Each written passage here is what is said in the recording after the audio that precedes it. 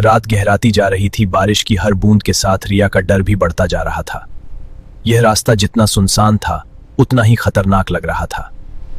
अचानक जैसे किस्मत ने भी साथ छोड़ दिया, इंजन की आखिरी आवाज के साथ चारों ओर सन्नाटा फैल गया। अब वे सिर्फ अंधेरे के भरोसे थे। कबीर का हौसला बारिश से भी ज्यादा भारी था। वह बाहर निकला, लेकिन रिया जानती थी कुछ ठीक नहीं होने वाला।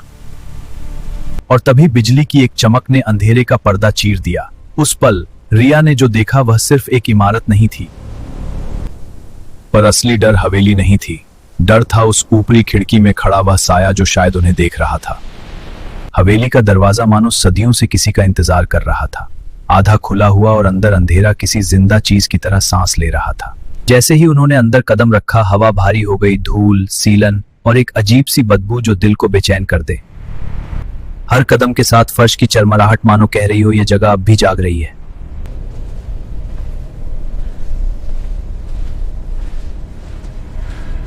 यह कभी शान का घर रहा होगा, आज सिर्फ यादें बची थीं, धूल से ढका झूमर और सामने जाती एक अंधेरी सीढ़ी।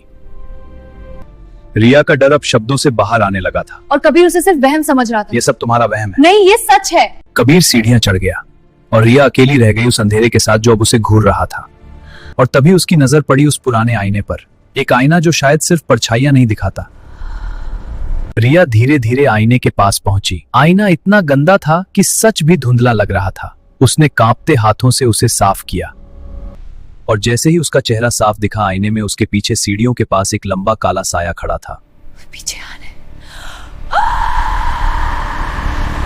नीचे हॉल में आईने में रिया ने देखा, काला साया अब बिल्कुल उसके पीछे खड़ा था, बिना चेहरे के, सिर्फ अंधेरा। जब उसने फिर आईने में देखा, साया और भी पास था। अब वह उसकी सांसों में था। रिया डर के मारे पीछे मुड़ी, लेकिन वहां कुछ भी नहीं था, सिर्फ सन्नाटा। उधर ऊपर की मंजिल पर कबीर एक कमरे में पहुंचा जहां बिखरे थे बच्चों के पुराने खिलौने और बीच में एक पुरानी खटिया।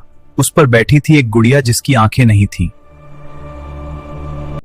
तभी कबीर के ठीक पीछे एक बच्चे के रोने की आवाज आई जो धीरे धीरे हंसी बन गई। कबीर ने जैसे ही पीछे मुड़कर देखा, दरवाजा जोर से बंद हो गया। अब वह अकेला था। भागो! उसकी चीख पूरी हवेली में गूंज गई। रिया भागो, यहां से भागो! रिया चीखी और मेन गेट की तरफ भागी, लेकिन हवेली अब उसे जाने नहीं देना चाहती थी। बारिश में भीगती हुई गिरते पड़ते रिया कार की तरफ दौड़ी। डर अब उसकी सांसों से तेज था। तभी अंधेरे से कबीर भी दौड़ता हुआ आया। उसकी आंखों में डर साफ दिख रहा था।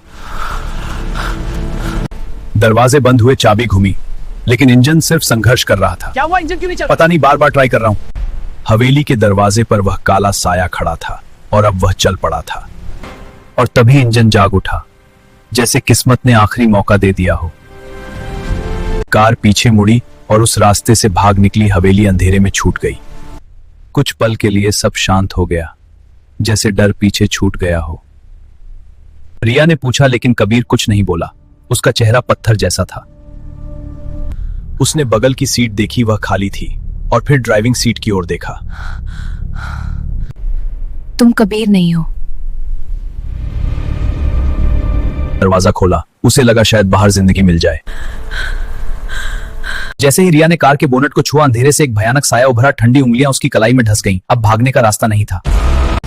No, get away from me! Stop the fight!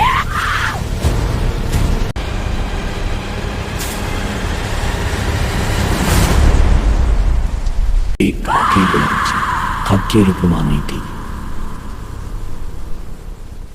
बारिश अब भी गिर रही थी। कार खामोश खड़ी थी, लाइटें जल रही थी। उस रात सबसे डरावनी चीज थी उसकी खामोशी। दूर अंधेरे में खड़ी हवेली चुपचाप देख रही थी, जैसे उसने एक और आत्मा अपने पास रख ली हो।